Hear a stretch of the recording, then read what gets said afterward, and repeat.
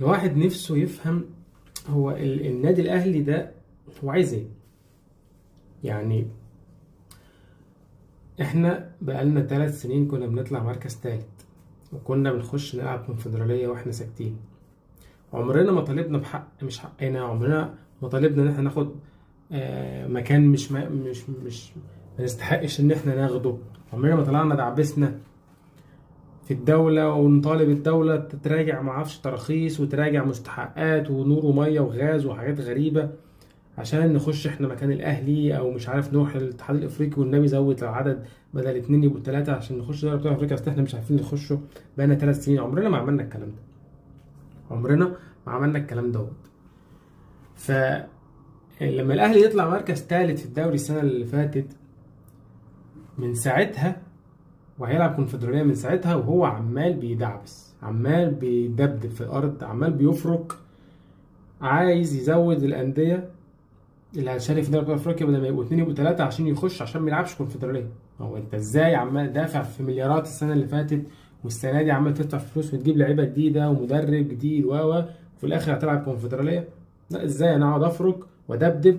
عايز اخش بالعافيه، زودوا لي على العدد والنبي دخلوني افريقيا، والنبي دخلوني دوري الابطال.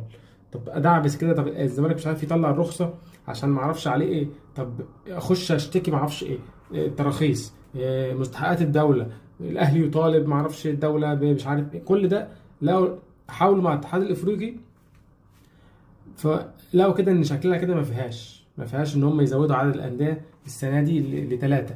فكده كونفدراليه قال لك لا، طب خلاص مش هينفع مع الاتحاد الافريقي. طب ايه الحل التاني؟ الزمالك لسه ما خدش الرخصه.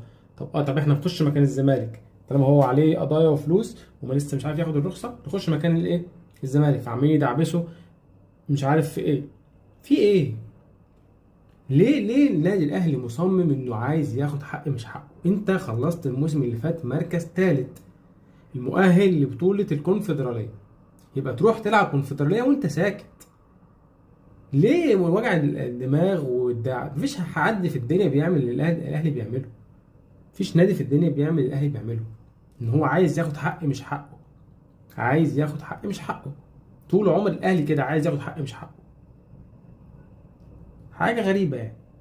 وبالمناسبة الزمالك النهارده بنسبة كبيرة جدا خلاص الزمالك أخذ الرخصة الأفريقية. الزمالك خلاص خلص آخر 3 قضايا كانوا عليه، اللي هم القسط الأول والقسط الثاني للفريق بيتزيرا، وقضية إبراهيم أنداي. بإذن الله الزمالك النهاردة بياخد الرخصة الأفريقية وهيشارك في دوري الأبطال.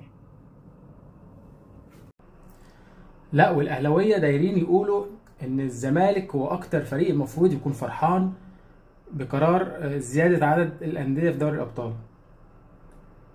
وإيه البجاحة دي؟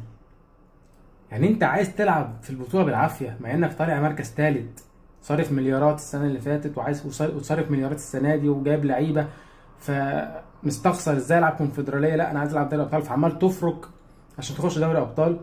ولا كمان بالبجاحه بيقول لا ده جمهور الزمالك هو اللي المفروض يكون فرحان بكده عشان السنه الجايه ما اعرفش ايه. يا باشا انت مش عرفك الموسم الجاي هطلع مركز كام ولا انت هتطلع مركز كام؟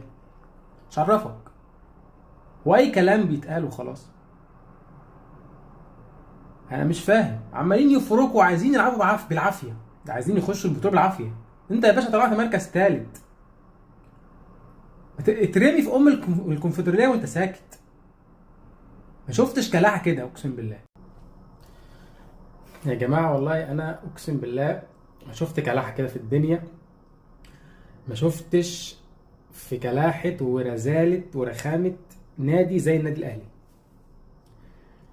انت فريق طلعت مركز ثالث، ما تترمي يا باشا في الكونفدراليه وانت ساكت.